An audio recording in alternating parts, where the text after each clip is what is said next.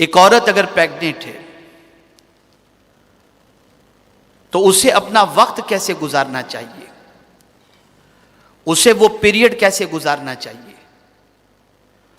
عام طور پر یہ تصور کیا جاتا ہے کہ اولاد کی تربیت کا کام اس کی پیدائش کے بعد شروع ہوتا ہے، لیکن نہیں، اسلام یہ کہتا ہے کہ اس کی تربیت کا وقت حمل قرار پانے کے بعد ہی شروع ہو جاتا ہے۔ کیسے؟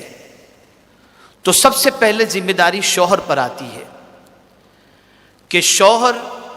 اپنی بیوی کے منہ کے اندر جو بھی لقمہ رکھے وہ حلال ہی کا ہونا چاہیے۔ یہ پہلی رسپانسبلٹی ہے،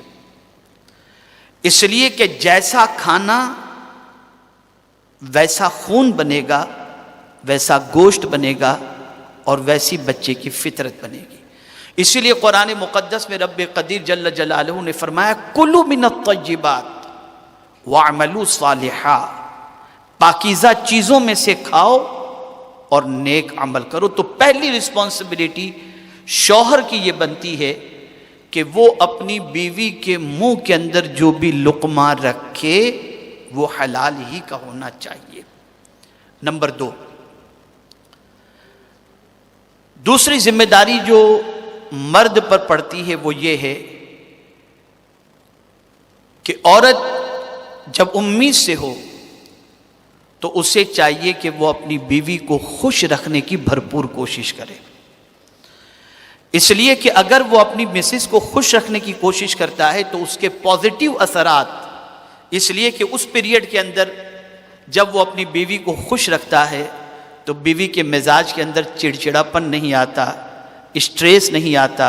اور جب یہ چڑچڑاپن اور اسٹریس نہیں آئے گا تو ایک خوشگوار فضا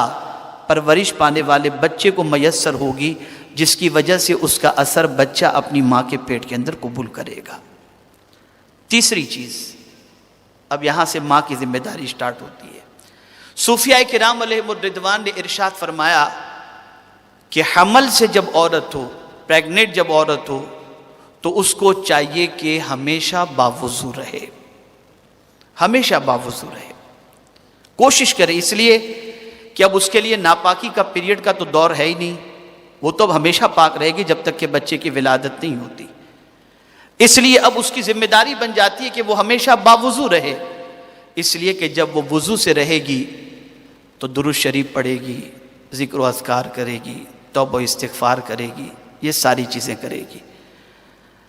میرے پیارے آقا صلی اللہ تعالی علیہ وسلم کے پیارے دیوانوں، اسی کے ساتھ حمل کے زمانے کے اندر کھجور کا استعمال عورت زیادہ سے زیادہ کرے۔ اسی کے ساتھ قرآن مقدس کی تلاوت کے اندر بالکل کوتاہی نہ برتے،